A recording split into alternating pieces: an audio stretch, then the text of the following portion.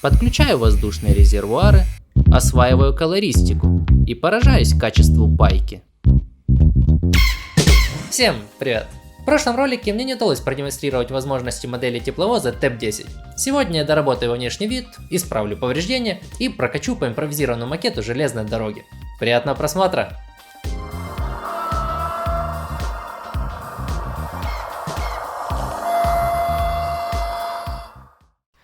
Эту модель я собирал и окрашивал еще в 2018 году. После чего она отправилась на моторизацию, и вот спустя 3 с лишним года она вернулась ко мне в обновленном виде. За это время модель обрела ходовую, плату с цифровым управлением, были установлены новые метельники с имитацией автосцепки SA3 и проведена светодиодная подсветка основных осветительных приборов. Что, правда, во время проведения этих работ внешний вид модели несколько пострадал. Краска на крышевом оборудовании и боковушках местами скололась и даже протерлась до пластика. Общее лакокрасочное покрытие обрело грязноватый сатиновый отлив. Для справки, модель была глянцевой. Со всех поручней слез хром, отсутствует остекление буферных фонарей, утеряны подножки истравления и ряд других незначительных повреждений. Но одна из главных проблем – перекошенная ходовая часть. С одной стороны метельник находится на высоте 3,5 мм, а с другой 6,5 мм. Перекос составляет аж 3 мм. Даже не всматриваясь, это явно бросается в глаза. Задача на сегодня – исправить существующие нюансы, добавить новую деталировку и прокатить модель по макету железной дороги. Прототип модели был построен Харьковским заводом транспортного машиностроения имени Малышева в 1965 году с присвоенным номером 163. Самые внимательные могли заметить, что на модели нанесена маркировка с номером 314. 3 года назад, когда я окрашивал модель, не нашлось декали с подходящим номером, и я налепил тот, который был в комплекте. Сегодня также буду исправлять это несоответствие.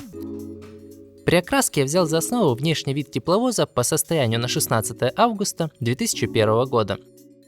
У этого тепловоза особая история службы.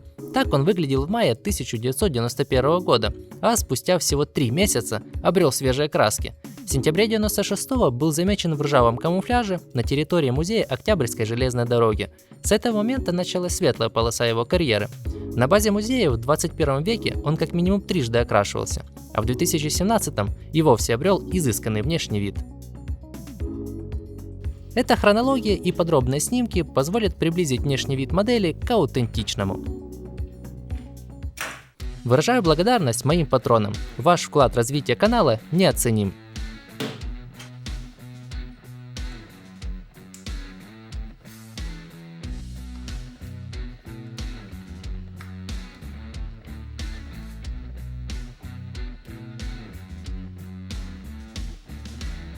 Первым делом разбираю модель. Рама держится всего на 2 шурупах. Мне показалось это не совсем надежно, с учетом приличного веса ходовой части и то, к чему она крепится.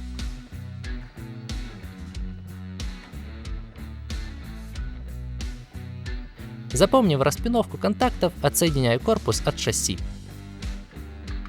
Внутреннее пространство рамы закрытого типа. Двигатель и привод находятся за кожухом.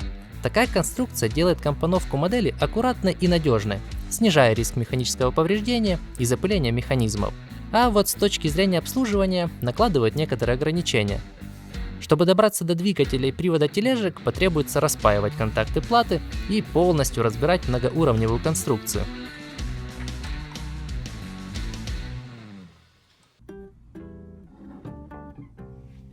Работу над этой моделью я начал с проектирования и печати мелкой деталировки из прозрачной смолы.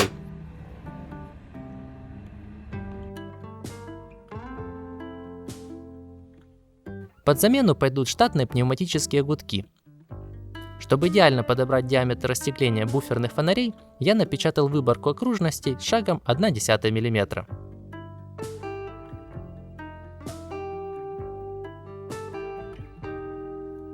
Также я изготовил обтекатели форточки машиниста и стойки для антенны.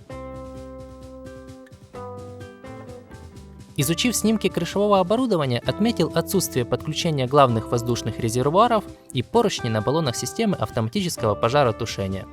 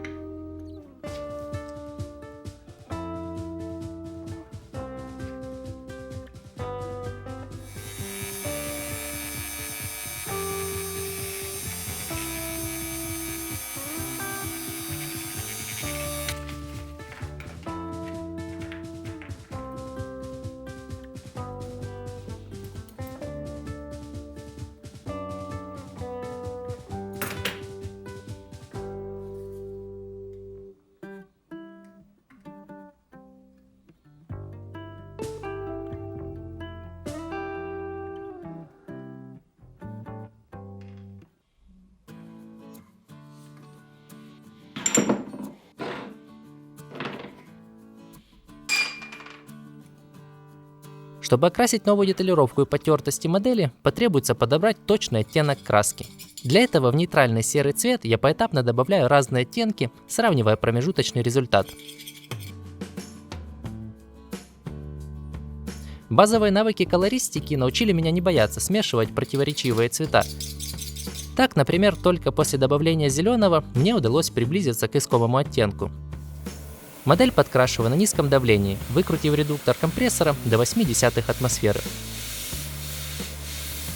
Таким образом, проще контролировать насыщенность краски, исключая паразитную задувку соседней деталировки.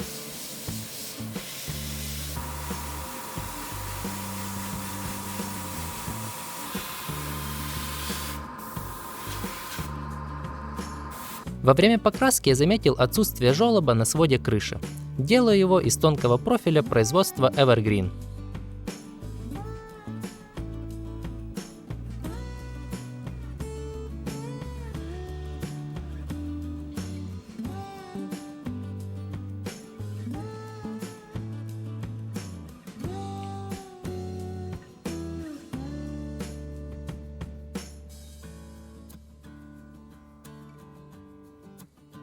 Обтекатели форточки машиниста из-за особенностей конструкции я печатал вертикально, поэтому их прозрачность довольно сомнительная. Исправляю это слоем глянцевого лака.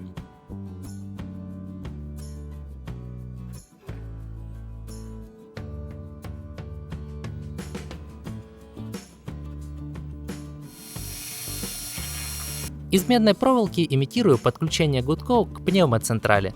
Остекление буферных фонарей нельзя приклеивать на суперклей. Из-за его испарений они станут матовыми. Использую универсальный клей-момент, он же 88.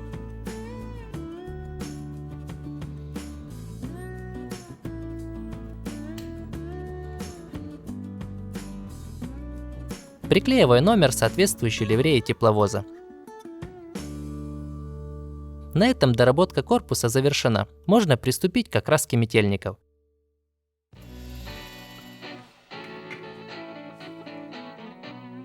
Метельник – это устройство для сброса с железнодорожного пути любых посторонних предметов, не допуская их попадания под подвижной состав. Что интересно, изначально он назывался скотоотбрасыватель, что звучит крайне крипово. К счастью, этот термин устарел и перестал использоваться. Эти метельники напечатаны на 3D принтере. Чтобы убрать ступеньку и другие дефекты печати, их необходимо загрунтовать и зачистить наждачной бумагой.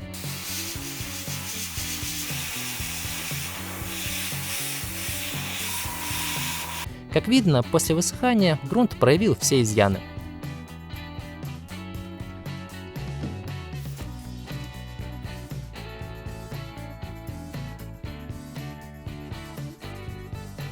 Также я сглаживаю острые грани, на метельнике прототипа их нет. Повторно грунтую, чтобы создать однородную поверхность перед нанесением синего цвета.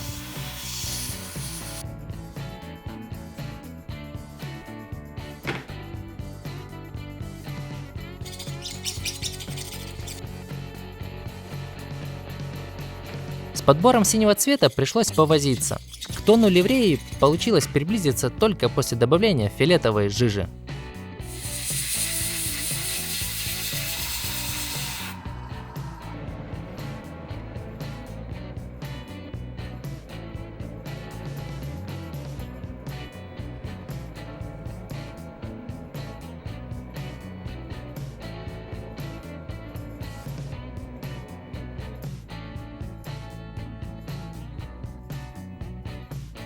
Чтобы выровнять тон подкрашенных участков и защитить краску перед состариванием, задуваю модель глянцевым лаком.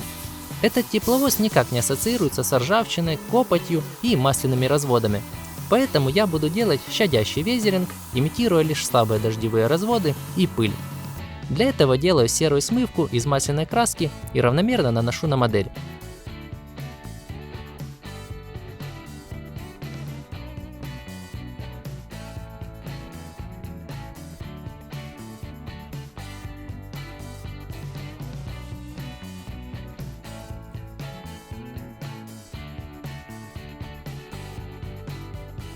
По мере испарения White Spirit, пока краска не закрепилась на поверхности, растушевываю ее ватной палочкой.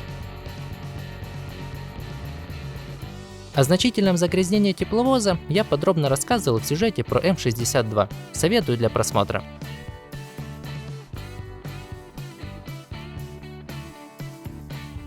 Накладки тележек не касаются токопроводящих частей и колесных пар, поэтому их можно тонировать таким же способом.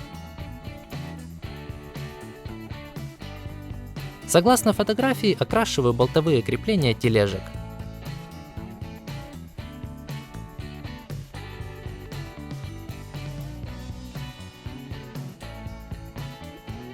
Для придания выветренного вида краски задуваю модель матовым лаком.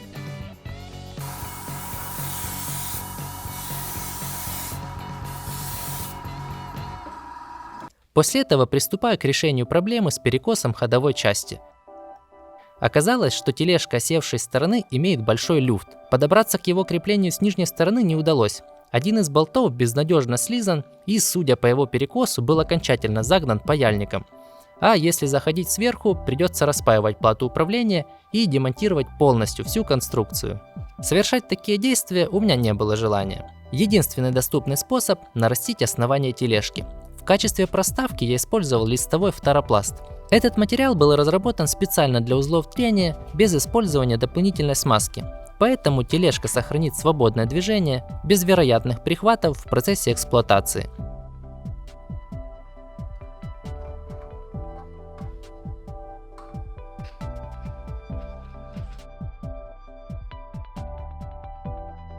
Теперь можно смело запылять ходовую.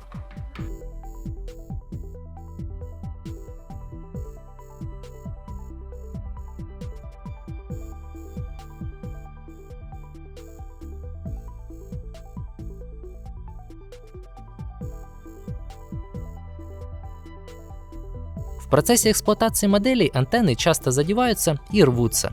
Чтобы этого избежать, для материала антенны использую эластичную нить.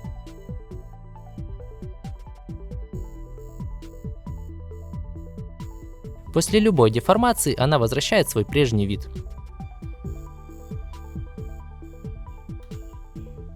На этом работа над внешним видом модели завершена. Можно приступить к самой интересной части.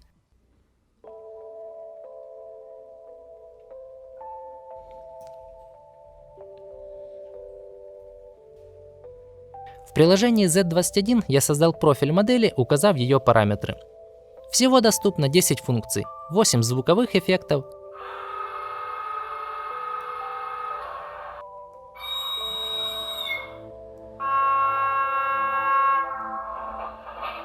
и 2 визуальных, с включением освещения в кабине машиниста и буферных огней, совмещенных с прожектором. Тестовое включение буферных фонарей указало на неисправность одного светодиода. Разобрав модель и прозвонив подключение светодиода, выявил обрыв линии одного контакта.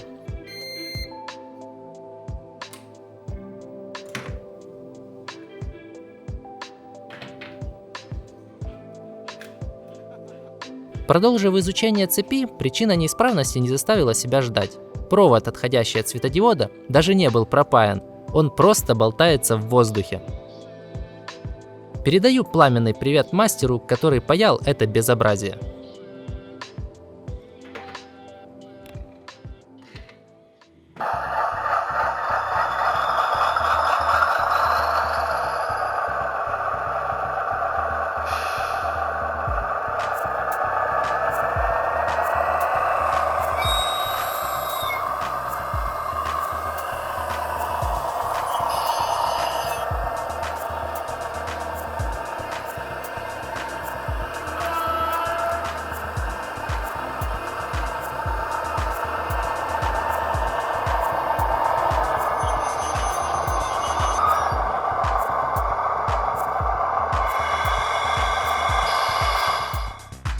Благодарю всех, кто досмотрел это видео до конца.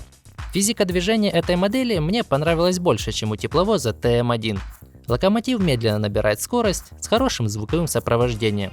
Яркая ливрея модели будет всегда выделять ее среди остальных. Уже не терпится прицепить пару вагонов и прокатить их на полноценном макете. Все это обязательно будет. И в этом значительно поможет ваша поддержка. Если вам понравилось это видео, поставьте лайк и напишите комментарий. А сегодня на этом все. До скорых встреч!